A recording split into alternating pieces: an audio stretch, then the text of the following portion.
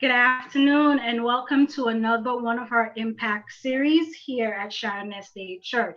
It is a pleasure for me to be here with you as we enter into this discussion. Today, joining me in this discussion is one of my co-workers, Shanae Mills, and I'll tell you a little bit more of Shanae and the work she does and how we became co-workers in this beautiful field of mental health and rehab counseling. But before we get started, as is usual, we'll pray and I'll tell you a little bit more about our impact series and our focus and make the introduction. So, everyone, wherever you are, just bow your heads as I pray to get us started.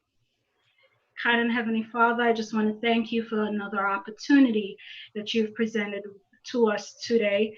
I want to thank you for the breath of life. And as we educate your people on mental health and how to keep ourselves healthy, I ask that you come down in the midst, touch our lips, whatever nervousness is there, take it away and help us to enjoy our discussion this afternoon. This is my prayer in Jesus' name. Amen. Okay. So here at Sharon, we've been running the Impact series for some time now since the beginning of COVID-19. And our focus is on the 8 dimensions of wellness, and that's our physical, our spiritual, our environmental, emotional, and our health well-being. And today we're going to take a closer look at mental health and our emotional well-being. And joining me is Shanae Mills. Now, Shanae is the founder and owner of Mindful Solutions and Therapy PLC and a practicing therapist at Avenues Mental Health Therapy Group, where she's currently working with women, men, and children to address their personal and family needs. She is a certified rehab counselor since 2001 and a licensed mental health counselor since 2006. And she's worked in various clinical settings, such as hospitals, clinics, and nonprofit organizations. Shanae believes that these two credentials have assisted her in her counseling work with people ranging from all backgrounds, cultures, and needs. In addition to counseling, she's also an adjunct faculty at Hunter College and enjoys working with students to navigate their careers and their desires. Overall, Shanae's goal is to assist others with putting together the pieces of their life puzzle. And I am excited to have Shanae on with us today as we take a closer look at depression and anxiety and how it impacts our well being. And Shanae and I go way back in terms of our professional careers. And when we met, we have kept in contact and working with each other since then. We've moved on in terms of our respective careers, but at the same time, we've encouraged each other in our educational pursuits. Yeah. I am excited because she is currently completing her research as she pursues her doctorate. And I know what that process is like because we were both at Walden University and we've both encouraged each other throughout the process. So I am excited as you reach your end and we get to celebrate that terminal degree here and in earning your PhD. Welcome, Shanae. Welcome to Impact here at Sharon, and I look forward to the knowledge that you're going to share with us on this journey of mental health and wellness. I thank you all for inviting me to be a part of such a needed conversation on depression and anxiety. Um, like Novella said, we have been colleagues and friends for years. So if she asks, I show up. So I thank you all again for having me here. You know, hey, just to give our listeners and viewers just the statistics and background as to mental health and what that looks like here in New York City, I'm just going to read to you some of the facts. And this is just for 2019. This was a survey that was just done April 2019 here in the city across the OMH region and the public health systems that are served by OMH. And according to that data that they published it in April, there was 259 238 individuals, 259,238 individuals under the age of 21 that was served for public health reasons. There were 507,563 individuals between the ages of 21 to 64, and then there were 65,114 individuals over the age of 64 that were served within the public health system here in New York State. Of those individuals, 48% were males and 51.6% were females. 73%, about 74%, 73.9% were non-Hispanics, and 22.2% were Hispanics. Now, of the non-Hispanics, this is how it was broken down. 50.7% were Caucasians, 24.1% were Black African Americans, and 2.5% were Asian Americans, 2.4% were multiracial, 1.4% reported other races not on the survey, and 2% were Hawaiian or Pacific Islanders. Now, it breaks it down even a little bit more specific, and I'm doing this for a reason because I want us to paint a mental picture of what's going on with the population and who it is that we actually serve when the individuals walk through our doors. So 79% of the individuals lived in private settings. 5.2% were actually homeless. 8.4% were living in other arrangements, and that could be nursing homes, hospital settings, and 6.1% we really didn't have that much information on their living arrangements. 80.9% had no criminal involvement. They've never been involved, no justice involved, no criminal backgrounds. 9.1% actually reported a criminal history. And 10% had no idea what their criminal justice involvement system status was. Okay. 48.1% had a high school diploma. 15.3% had some college. 13.6% education status was unknown, and 13.1% were college or graduate, had a college or graduate degree, and only 0.3% had no formal education. 60.7% had no experience in the workforce. No work experience at all. They've never entered the workforce. Some may still be in college, some because of developmental disabilities and other comorbid disability conditions were never able to enjoy that experience of working. 19.6% were employed. 11% reported unemployment. 8.1% just reported no data at all, and only 0.6% were volunteers, non-paid volunteers. Now, in terms of mental health conditions and what that looks like for the population and this data that was collected, 92% had some mental health, not serious, just some mental health. 86.2% reported serious mental health conditions. 30.2% of the individuals were engaged in some risky behaviors, and that included smoking, alcohol, and other activities. Now, psychiatric disabilities and how that broke down. 36.5% had a mood disorder. 25.2% had anxiety disorders. 17.4% had some other mental health disorder, and 13.8% was diagnosed with some form of schizophrenic disorder. Now, 50% had no chronic medical conditions other than their mental health conditions. 22% reported that they had 2 or more chronic conditions, including the mental health condition that they reported. 17.9% had 1 chronic condition, and 8.6% had no idea what was going on with their medical conditions. 66.1% of the individuals were treated in outpatient settings. 12.1% required additional or more supported environments. to receive treatment. 10.1% indicated that they had visited emergency settings for treatment, and 7.5% were in inpatient settings. Now, I relate all of these statistics to our viewers because a lot of times when we hear mental health conditions, we think not us. It's Right. them. It's the other people.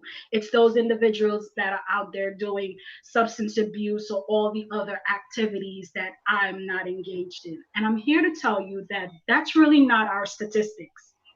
When it comes to mental health has no respecter of who you are as a person.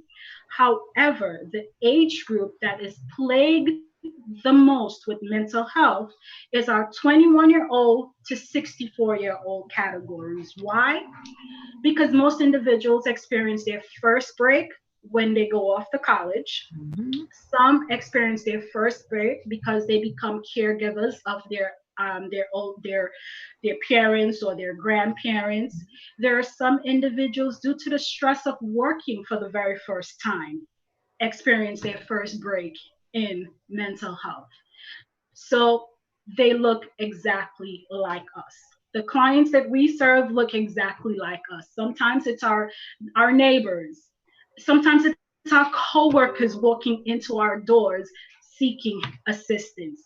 So I want us to get that prejudice, that idea that it's not us out of our minds, because guess what? It is us that most of the times are experiencing some of these symptoms and not knowing what to do with them. Sometimes we avoid wanting to tell others that we are experiencing some of these emotions and these symptoms. But believe it or not, it's there, and we want you to be comfortable and safe in knowing that there are people out there that you can talk to about what's going on.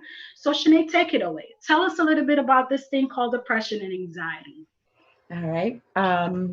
I do want to add to what Novella is saying that depression and anxiety does not care who you are.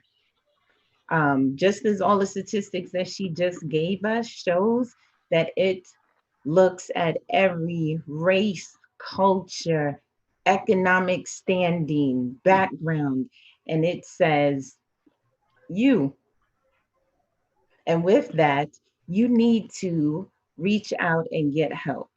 So, for example, just to even add numbers that are nationwide to what Novella is saying, it is approximately 8% of the US population that is diagnosed with some form of depression.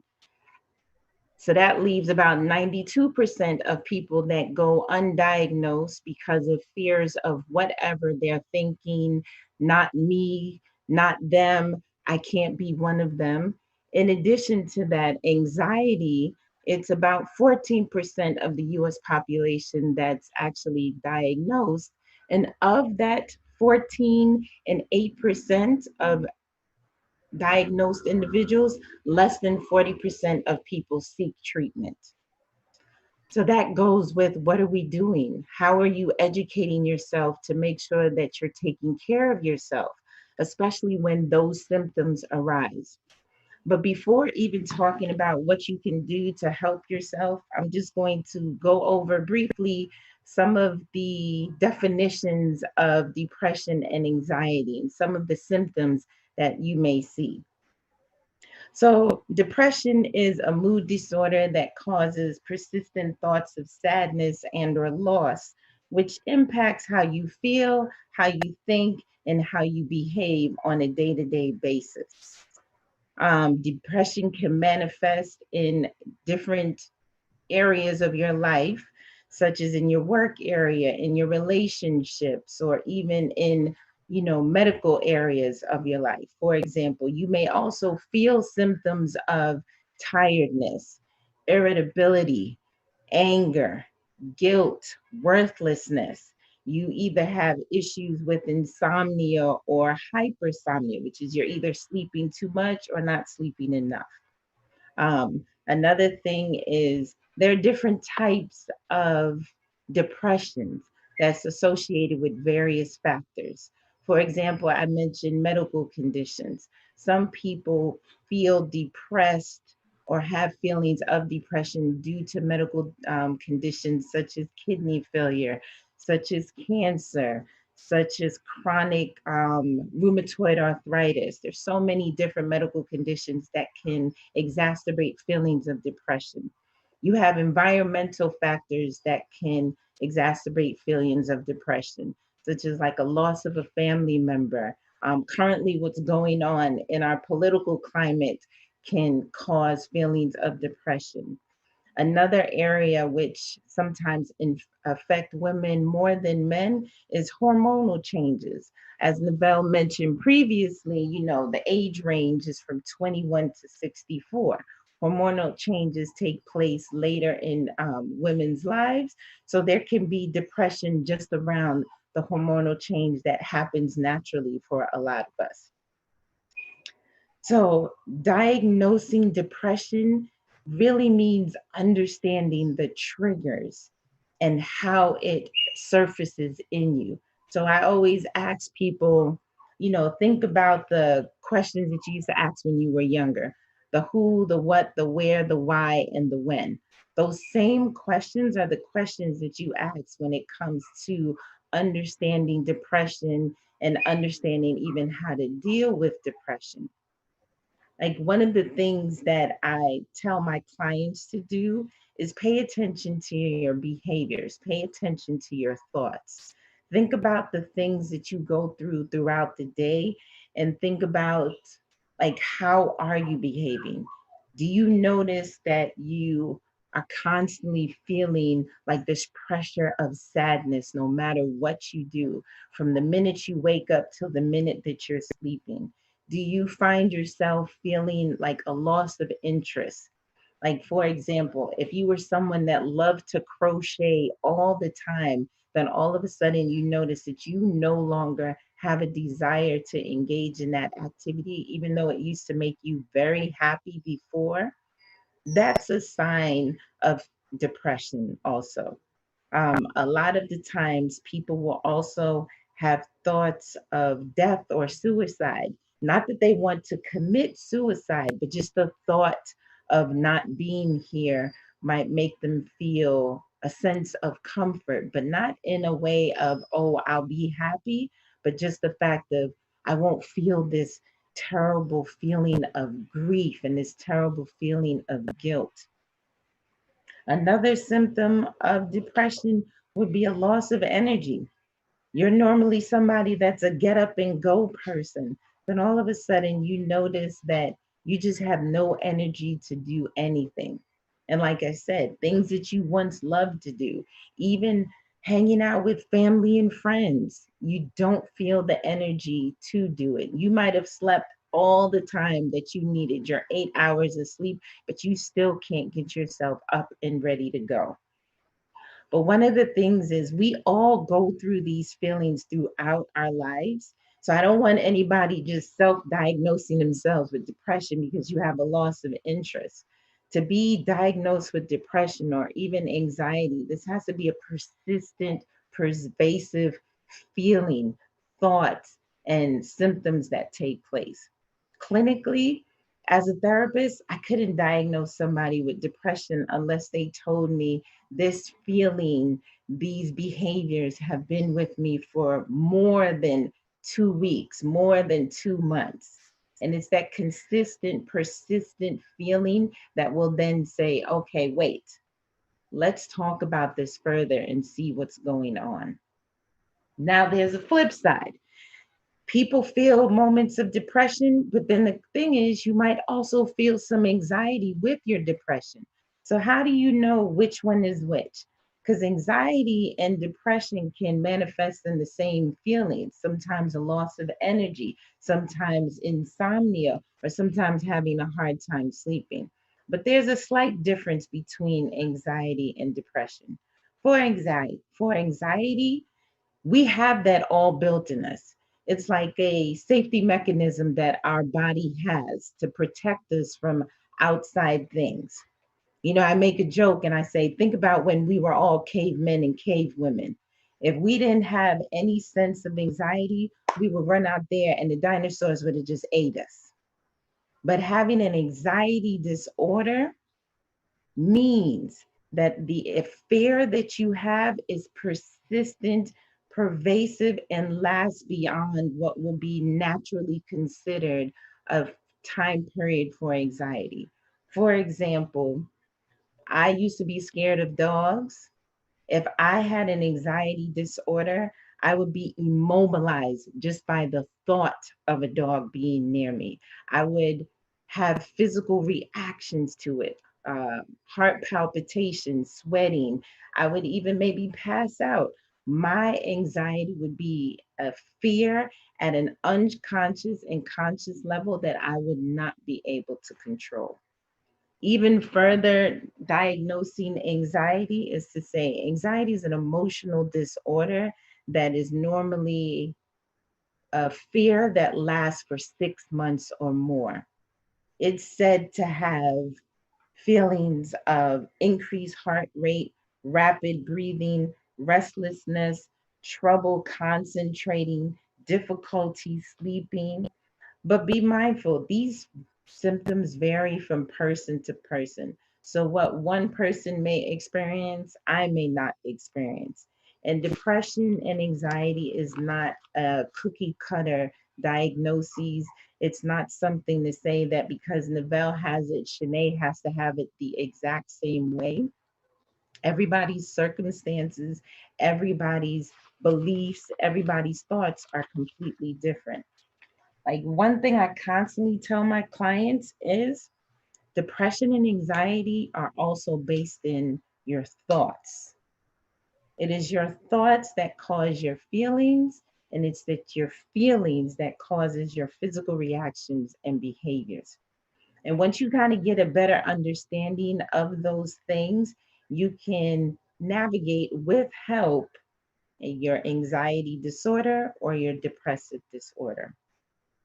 Um, and that's kind of just a little quick synopsis of both. Okay. Thank you so very much for that, Shanae.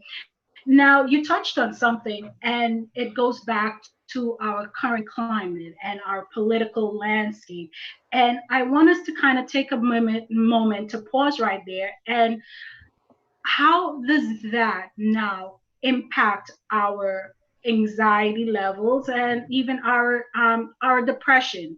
Because we're going through some really extraordinary times that many of us have never really witnessed or even experienced. So how does our current climate impact us? Well, in my work, what I have noticed that one, the pandemic has heightened individuals' feelings of depression in addition to anxiety. When it comes to depression, the loss of social interaction and socialization has been something that I've noticed a lot around my clients. The sadness of losing someone or knowing someone that lost someone has become very pervasive for a lot of people. Um, Depression and anxiety takes people's power away. So in today's climate where COVID is so unknown and what can happen and what will happen, that takes away our power and our sense of control, and therefore heightens our feeling of, fear and worthlessness. Mhm. Um, Another thing is like, the racial injustice also has been impacting individuals' anxiety levels a great deal. I have parents that come through my doors that are so anxious to allow their children to go out sometimes, Black and Brown families. I even have Caucasian clients that are fearful for their friends, that they too are just so anxiety stricken that they don't know what to do with that energy. They try to find different things by donating, by protesting, by doing so many different things to be a part of and to help. But what it still does is the unknown brings so much fear to them and so much uncertainty that a lot of people are struggling with their depression and anxiety just based on that. Even the upcoming um, national election is causing people fear. Like literally not knowing what's going to happen has been heightening a lot of anxiety. And it's literally what I talk about a lot in a lot with my sessions with my clients, like the unknown. Okay. So tell us about some of the strategies you use to help clients dealing with this unknown, dealing with the energy of the fear and the thoughts, and how do we recalibrate? How do we refocus? How do we settle ourselves so that we can better manage within the climate that we're in? What I find useful, and I've used it throughout my career, is journaling.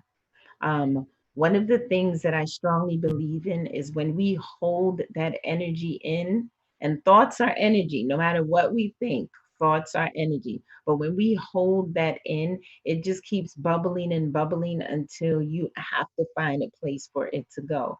So, what I encourage a lot of my clients to do, either those that are diagnosed with depression and or anxiety, is to journal. The minute that they have that thought, write it down. Some of them may actually voice record it on their phone, or some actually get into the process of writing it down. And what it does is it helps you to get it out. And one of the things is it's being trapped is what continues the cycle of thought over and over and over and over and over again. But in addition to journaling, you have to do the who, what, where, and why, like finding the triggers, finding the things that cause that thought to begin. Another strategy that I like to use when someone is having feelings of anxiety is reality check. I tell my individual clients to like sit down, take 5 seconds to set 10 seconds to scan the area, Mhm. and then close their eyes, pick a color, and immediately try to remember the things that were that color. The reason that I ask them to do it is it's supposed to get your mind off of the anxious thoughts that you're having and more on something that's currently going on in front of you. Because what I didn't mention before is depression is you having cyclical thoughts about the past or about something you lost. And anxiety is about you having cyclical thoughts about something that hasn't happened yet. So when you do reality checking, that just brings you back to center, back to present. You need to focus on something that's right in front of you, right then and now. It's not to say that it makes all of the thoughts go away, but it helps to kind of like refocus you and get your attention back to where you really are and what you truly can address. And after reality checking, process, then the next thing is to kind of like check in with yourself and your body. Try to start calming down your breathing. Because anytime somebody is anxious, and even sometimes when they're having heightened feelings of depression, they have rapid breathing and rapid heart rate. So you want to just, bring those things down. So those are my techniques that I use a lot, and a lot of my clients say that it helps. Thank you for that. I know definitely that journaling definitely works. It's Yeah. something that we have used throughout our careers and in Yes. sessions with our individuals is journaling and the thought of writing your thoughts down. As we come closer to the end of our podcast, we're going to get into mindfulness and some activities, and we are going to come back to that idea of writing, because you may not think of writing and memoing as a way of mindfulness practices, but it is, because it also helps us to slow down our brain. Yeah. Because when we look at it as a people and as a culture, we're always on the go. We're always on the go. We're always moving, but we have to be able to slow ourselves down. So, journaling is a really fantastic way of helping our mind and our body slow down and bringing those thoughts forward. For those of you, we are a faith community, and you're wondering, well, we're talking about all these, secular activities. We're not throwing out your relationship Okay. with God. Yes. We're not throwing that out. because we understand the importance of your relationship with God. There are those of you who are viewing our program and you're saying, "Well, I'm not a Christian, but I have other beliefs." We hold that as counselors to be important in your journey, in helping you to better manage your depression, your anxiety. So your relationship, you do have to take stock of your relationship, your spiritual journey, because it is important. Yes. There are times when, and I'm speaking for our faith believers, there are times when we're not satisfied in our relationship that we have with God and our higher powers, for those of you who have other beliefs. And that can trigger our anxiety and our depressive feelings.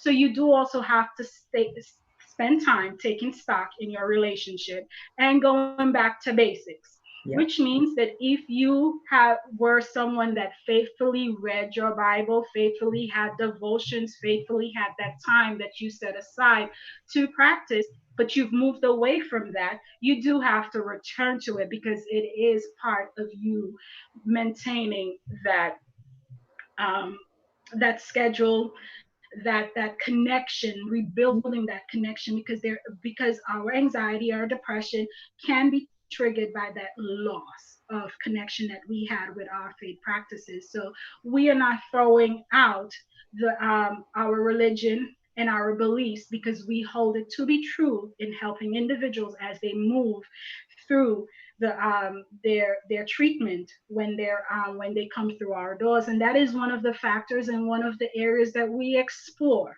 when we're working with individuals, is your spirituality and the importance it has in your life, and the work you do. Now, for mindfulness activities, once again, we're not saying that it will work for everyone, but we are here to tell you that there are mindfulness activities that you can do at home to help you in centering. So one of the simplest things that you can do as an individual, many a times we roll out of bed and we just go. We don't stop. We just roll out of bed and just go.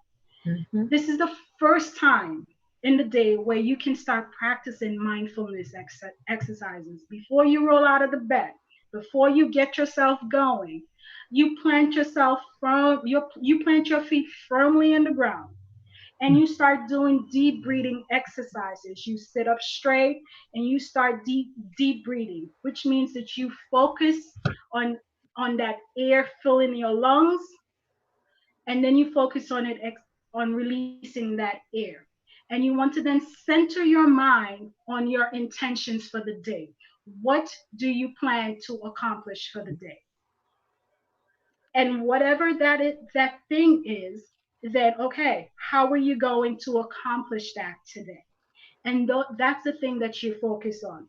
When you find yourself getting really busy throughout the day, bring yourself back to your intention. I intended to accomplish X, Y, and Z. These are the goals that I wanted to accomplish today. You bring yourself back into that focus, and it will help you to slow down. It will help to lessen the anxiety of, I don't know what's going on. I'm racing against the clock. It will help in reducing the anxieties.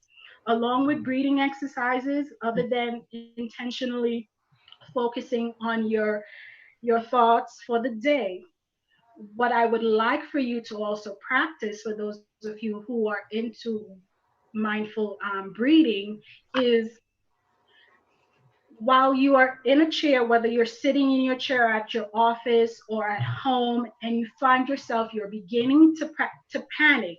That's why we say deep breathing works. Mm-hmm. Sit up straight and center yourself once again in terms of that deep breathing. But this time, what I want you to do is to picture yourself, whether you're walking on the boardwalk, whether you're walking on the beach, whether you're in a garden. Choose an environment. And I don't want you to focus on what the people around you are doing, but focus on what's happening. Focus on the colors. Focus on the wind blowing through the trees, and just be able to center yourself in such a way that eventually you start to relax. You feel your body relaxing. You feel that air coming in your lungs, out of your lungs. You feel it moving through your body so that your body is relaxed and you're no longer feeling the tenseness in your muscles, because that's what mindfulness is all about. It's the relaxing of your body. Mhm. Okay, so far we've had two exercises that we can do in terms of mindfulness. The third thing, it comes back down, it's not journaling, but it's memos. Okay, you want to accomplish something for the day, write it down, put it on a post-it note, whether you stick it on the refrigerator, whether you stick it on your television, wherever it is that you can see, post it along the way so that you are reminded of what it is that you need to accomplish for the day. You can do that with inspirational quotes also, where you take little inspirational quotes and post it around your house. For those of you who've never established a prayer journal, you can do it with your prayers and the things that you need to pray about. You write it down and you post it so that you can see. So every day that you pass, you're seeing your prayers, the things that you are asking for answers, the things that you need to do. This helps in slowing the brain down. This helps in you identifying your thoughts when it comes time to if when it comes time to you sitting down with someone. You have a history, you have a pattern. You can say, you know what, these are the things that I've been focusing on. These are the things that have been troubling me. These are my consistent and persistent thoughts that I need help with, that I just don't know what to do. Because guess what? You've been logging it, whether it's by post-it notes or in your journal. So these are things that you can do at home to help you in relaxing and reducing the anxiety. But above all else, we encourage everyone to reach out, Yes. because once again, some of us have been working in the medical field. You've been on months, weeks, days working in our hospitals and our nursing homes, and you've seen things that we in our regular life have not seen. And you do need that individual to speak to. So reach out to help.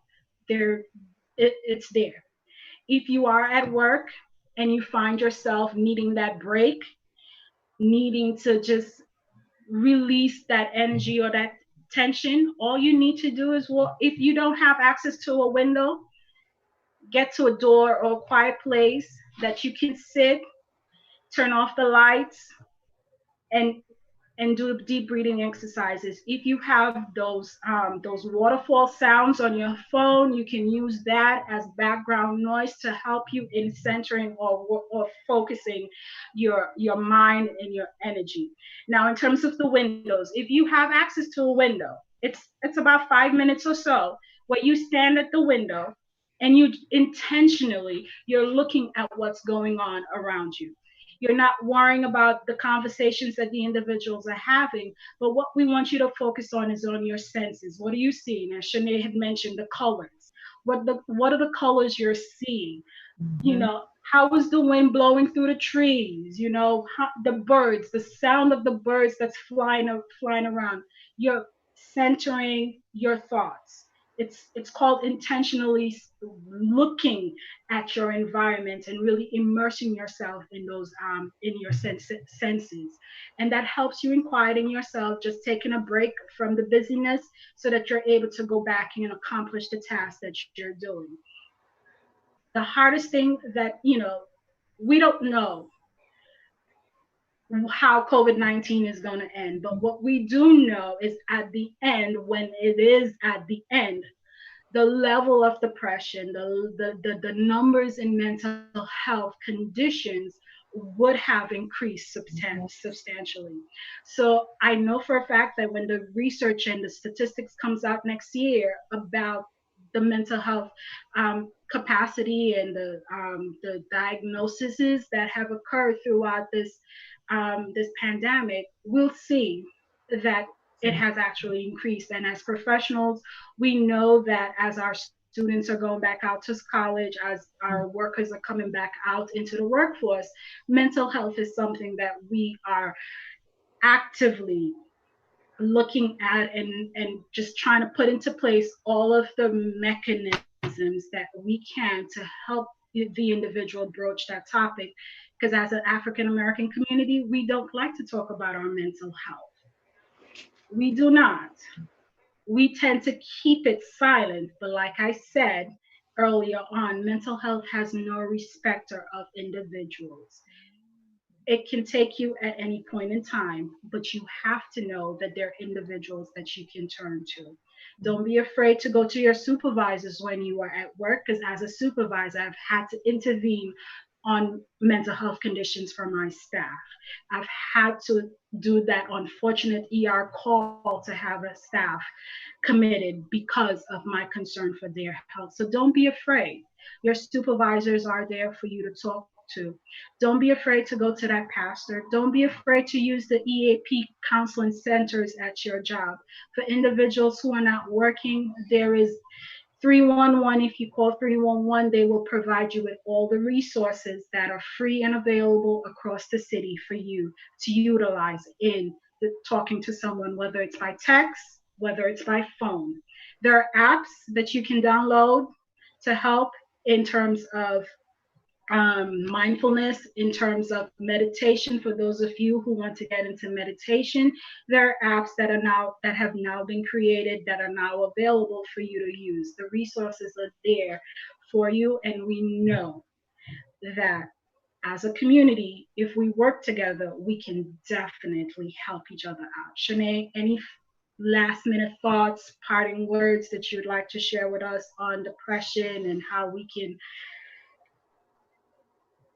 stay healthy and conscious of what's going on? So basically, I do want to concur with everything that you said, to make sure that you reach out. Like, that is the one main thing that anyone and everyone can do to ensure their mental and even physical health, is reach out for support.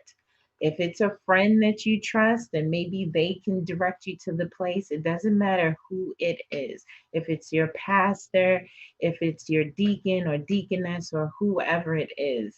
Like Nivelle said, supervisors, EAP. I really believe that if you reach out for help, help will be there. And I mean, it's just that simple with whatever it is: depression, anxiety, diabetes, cancer, it doesn't matter. So before we go, there are three questions that came in, and we're going to answer. We're going to provide you with answers. The first question is depression more prevalent in women than men? Yes. And yes, across the board, it is. It is more prevalent in women than men. And the reason is, as regardless of your ethnicity, regardless of your racial profile, as women, we are more open to talking to others. We are more open to seeking help. Mm-hmm. Men are not that open in terms of talking about what's going on. What they're more apt to do in terms of men is commit suicide. They're the ones that would commit suicide more frequently than females because of what's going on.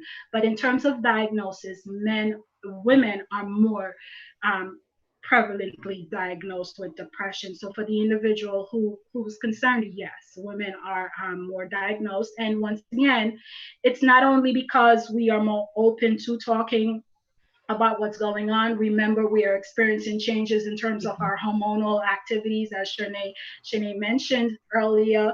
Typically, as women, we are the one that take on the role as caregivers to our ailing parents and grandparents. You know, when it comes to our children leaving home, that emptiness syndrome, we are typically the ones that get hit the hardest in terms of emptiness syndrome and not having that feeling of companionship. When you look at at single individuals and how we carry on our lives as single individuals, it hits in women much more than it does men because of societal views in terms of how to um, live your life as a single individual. So unfortunately, the scales are tipped a little bit Mhm. weightier from females than males. The next question is depression hereditary or is it a learned behavior? Mhm. Now, that's an interesting question. Depending on depending on who you ask, you will get really Yeah, on a both really sides. diverse Yeah. answer. Mm-hmm. However, there has not been a hereditary link per se to depression, Right. but what they have noticed is that you can find several individuals in a family that have depression. Not that it is a hereditary link, it can be a learned the behavior, it can be so many things, it could be situational, it could Mhm. be generational, it could be there's so much. But Shanae, what are your thoughts on that answer? I again, I will concur. I have not found a study that said there is a hereditary link or a genetic link to say if my mom had it, I had it. But one of the things that I do find with my clients is, like you mentioned, like a learned behavior as to how to deal with life and life circumstances. So it's not surprising to me when I have a client that says, well, I think my mom was depressed, or I think my father was depressed, but they never like got diagnosed. And when we talk about the behaviors that their parents exhibited, it does go along the lines of depressive behavior or even anxiety disorders. And what you'll see is because the child has seen that all of their life, this is how they now believe that's the way that you learn to deal with life circumstances and situations. So it could be on both ends. Um, I guess what I need to do is see, has there been a study done eventually on it? But as of lately, I haven't heard of any studies that says there's a genetic link. Right. That's absolutely true. The last training that I did while I was doing continuing education on the topic, Mhm. I did not see any research that says that there was a hereditary link. However, you can find several generational patterns of depression in a family. There Yeah. are times when if a mom has depression, more than likely, some of whether or not she has two or more children, that at least one of the children may develop depression throughout their life. And only because, guess what? This is things that they've seen at home. It can be environmental in terms of coping skills and what they have learned, but it's not that it's a hereditary link. Um, and the next question is, what are some ways to recognize depression and anxiety in youth, in young people? Oh, all right.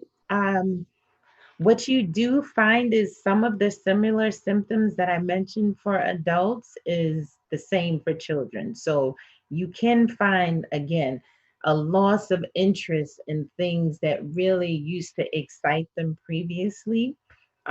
Irritability. You'll find that a lot of teenagers or youth in general are extremely irritable and they snap a lot at their parents or even their siblings. Another thing would be isolation. Not to say that, there are some children that are shy that were never really outgoing to begin with, but you'll notice that they isolate a lot more than normal. And then one other thing is thoughts of death or suicide. These are things that, you'll see in young adults during this time.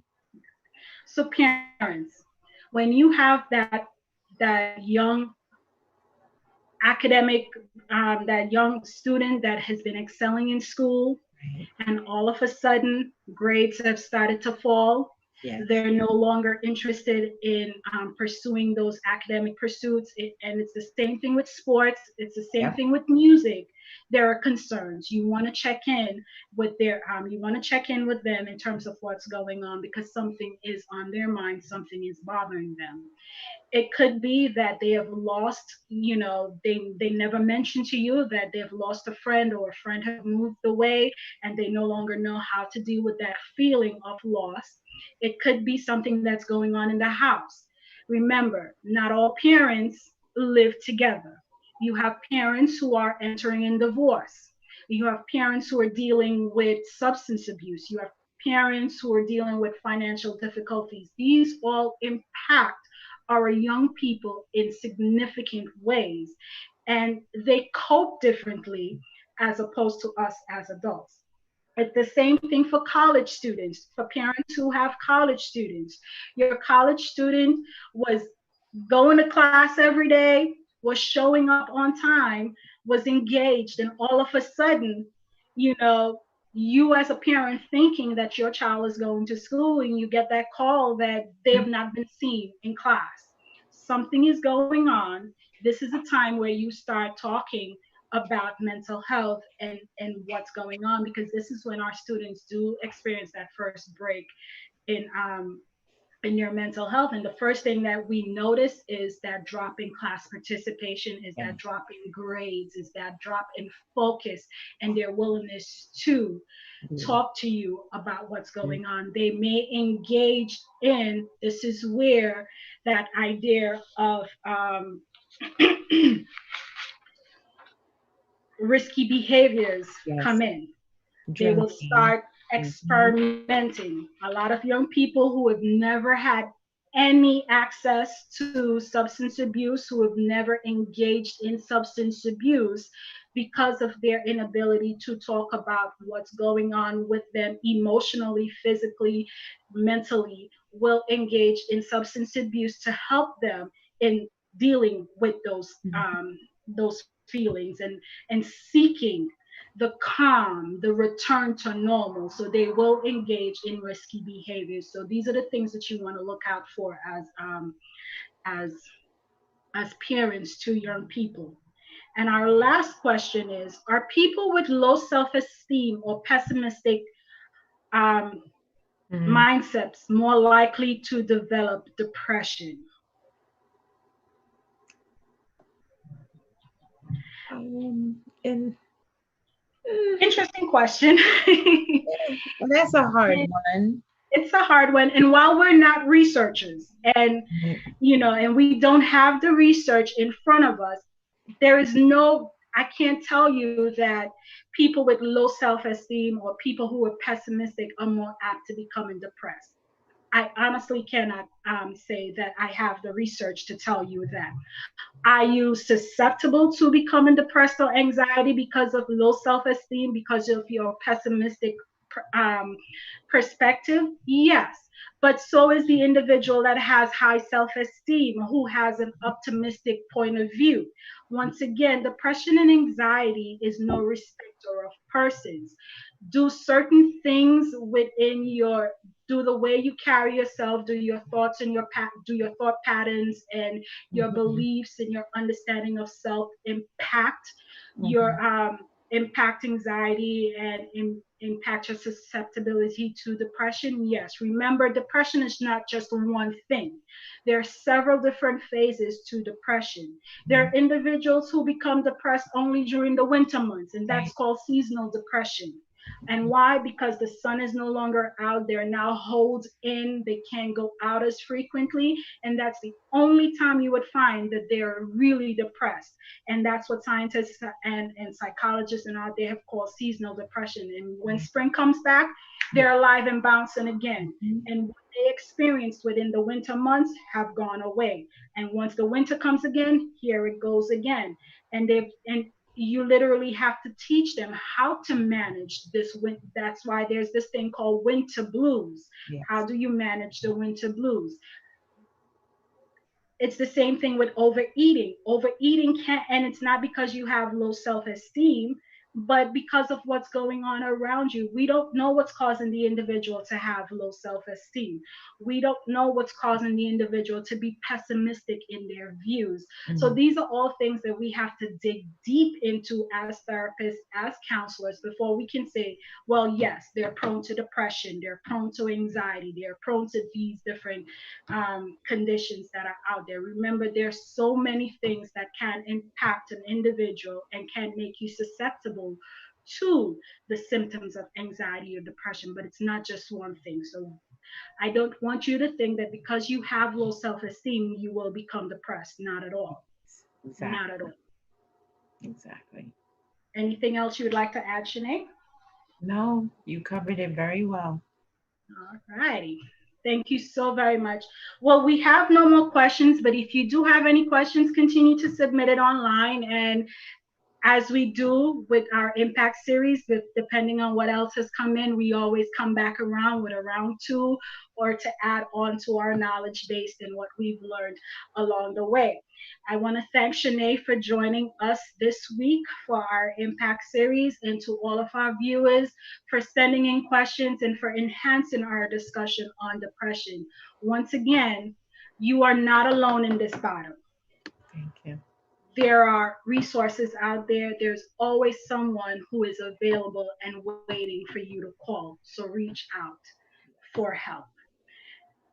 Utilize 311. Utilize the numbers on the back of your medical benefits cards for those of you who have Medicaid, for those of you who have private insurances. You will receive the help if you call your customer service numbers. They will point you in the right direction. If you go on to the Department of Health's website, you will see all of the 1-800 numbers that are out there that you can call for assistance. Help is out there, help is within reach. You can receive the help if it's needed. Once again, thank you everyone for participating this week, and we look forward to you joining us next week for our next session of Impact.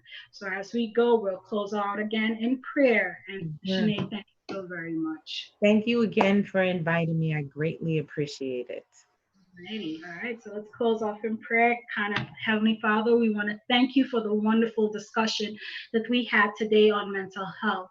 We hope that the individual who had questions, who had concerns, received something to help them in their search, Lord Father. We ask that you comfort the hearts wherever they are. Be with us as we go throughout this week.